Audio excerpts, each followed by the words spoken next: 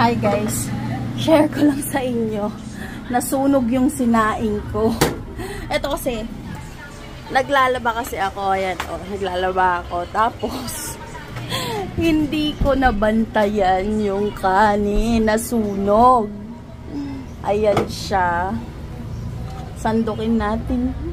Umamoy siya guys. Umamoy, sunog. Ayun, nasunog yung ilalim. Hindi naman siya masyadong nasunog. Pero ayan lang. Kunin natin yan. Kakainin natin yung sunog. Dahil fault natin kung bakit nasunog yung kanin. Kain tayo. Ayan. So ayan, kain tayo ng tutong nasunog. Tapos ito ulam ko, menudo. Masarap pa naman yung ulam, menudo. Kainin natin. Imbes kasi na yung kanin ng bantayan, yung washing ang binantayan ko.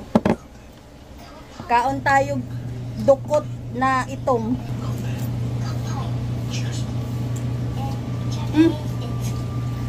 Okay naman, masarap. Mapait-pait.